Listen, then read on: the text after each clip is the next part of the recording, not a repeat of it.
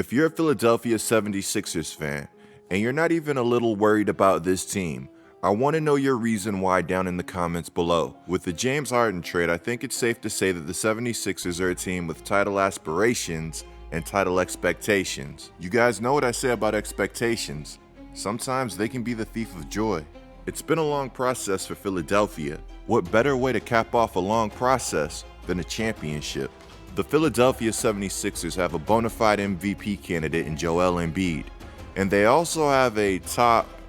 Actually, I'm not exactly sure where to rank Harden right now. If you guys could help me out and rank Harden down in the comments below, that would be much appreciated. Tell me if you think Harden's top 10, tell me if you think he's top 20, tell me if you don't even think he's top 30 right now. In Philadelphia, James Harden has been averaging 23 points per game, 9.8 assists per game, and 7.4 rebounds per game, while shooting 42% from the field. James Harden's stats don't come close to telling you the full story about his play in Philadelphia. As things stand, the 76ers have problems, and those problems are much bigger than just James Harden. This video, we have a lot to talk about, but before we go any further, let's get a word from our sponsor. Today we'll be partnering with Dr. Squatch. They make these all-natural bars of soap, shampoo, conditioner, deodorant. I mean, you name it, and they have it. Let's check out some of the stuff they sent me. We're going to start off with gold moss. We've also got a little bit of cedar citrus right here. And of course, my personal favorite, pine tar. Pine tar smells great all of the time. It's like people know when I use this soap. I mean, it just feels so natural. Look at that. That's great. Now, I'm sure when I told you guys that Dr. Squatch was natural, some people didn't believe me, but check it out. Boom. You can literally recognize all of the names on the ingredients. I love transparency. I love feeling and smelling good, and that's why I love Dr. Squatch. If you don't believe me, try a bar of Dr. Squatch out for yourself, or try out their shampoo, which, by the way, smells ridiculously good. Now Now you know I had to get you guys with the code. New customers can get 20% off an order of $20 or more when they use my code Getlikecoop and click the link down in the description below. I want to give a major shout out to Dr. Squatch for supporting our channel. Thursday, the Philadelphia 76ers would face off against the 21-55 Detroit Pistons. Coming into this game, the 76ers had lost 2 straight, which wouldn't really be the biggest of deals considering the quality of their opponents. There's no shame in losing by 2 points to Milwaukee or 10 points to the Phoenix Suns. Yeah, you'd like to win those games, but hey, at least they're also bona fide contenders. They're not a team that's headed straight for the lottery like the Detroit Pistons. If you watched my last Clippers video, I showed the Motor City some love. Their record isn't pretty, but they've been competitive, playing a good brand of basketball. Cade's legit, and their rebuild is for real. The 76ers would lose to the Detroit Pistons 102-94.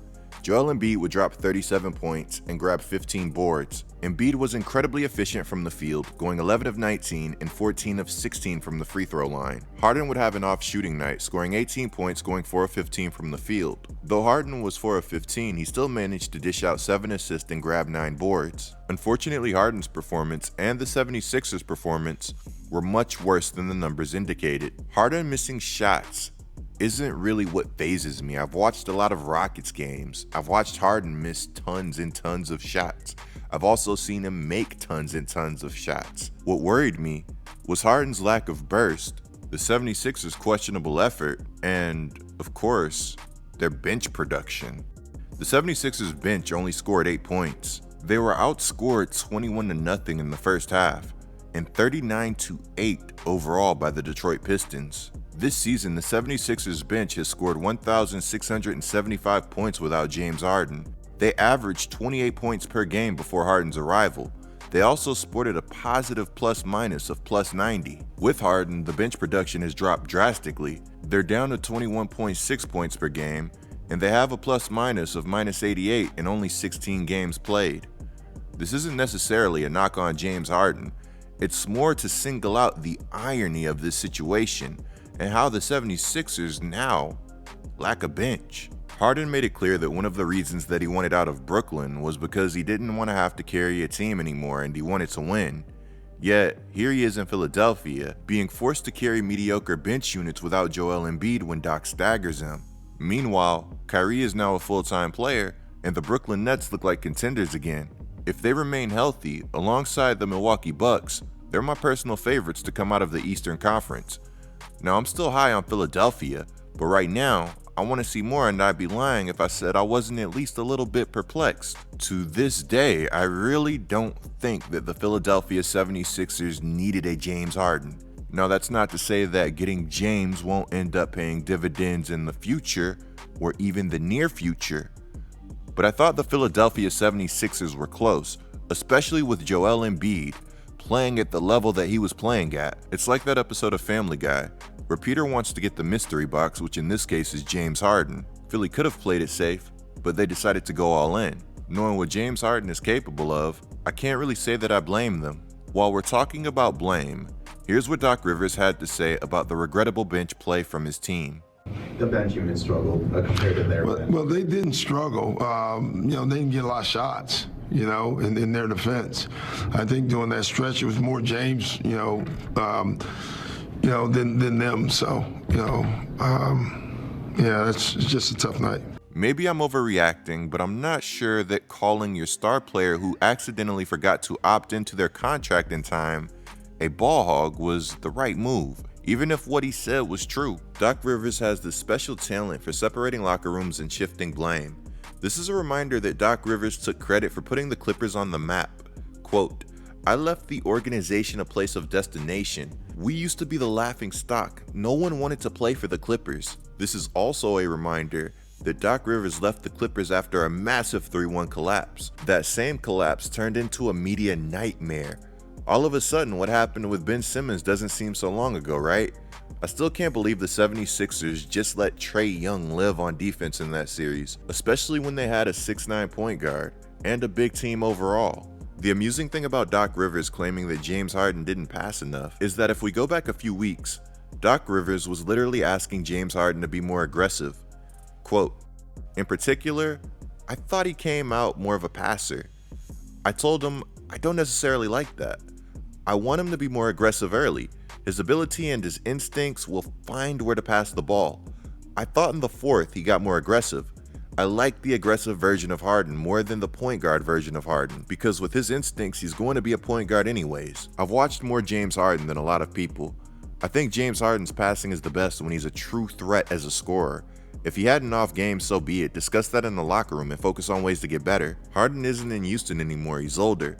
He's endured some of the highest usage rate seasons that we've ever seen. The mileage is getting up there. He's got a lingering hamstring injury. Are we sure that hamstring is even 100%?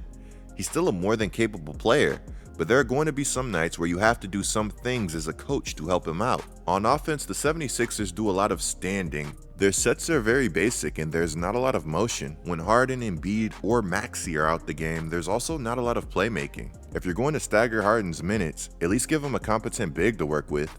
I can't tell you guys how many bigs I've seen Harden get paid. I've got a lot of respect for DJ, but he's not the polarizing lob threat that he once was in Los Angeles, nor is he the devastating shot blocker or rebounder that he once was. When DeAndre Jordan was on the Brooklyn Nets, it was clear that he didn't bring much to the table, and that's why they let him go. At the time, the Nets were seriously a team that needed depth at the big man position. Need I say more? At this stage of Paul Reed's career, he might not be a world beater, but at least he plays hard. According to the Ringer podcast, some of the Sixers aren't feeling Doc. Quote, "I ran into someone who's close to the Sixers when they were in LA. I told them that I couldn't pick them to make the finals. They said, neither would I." The good news for 76er fans is that I don't think James Harden is as bad as his recent performances. Also, Morey loves James Harden. If it comes down to James Harden or Doc Rivers, I would bet that Morey sides with James, especially after he gave up so much to get him. If something really is ailing James, it's worth noting that versus Milwaukee, he had 32. The fact that he has another level to go to is terrifying. 76er fans, how do you guys feel about James missing that opt-in deadline? All in all, I think the 76ers will be fine, but I'm not sure that Doc Rivers is the coach for them. Anybody miss Brett Brown? Clicking the video on the screen right now is a great way to support my channel. I'm Getlikecoop, bringing you guys the scoop until our next upload.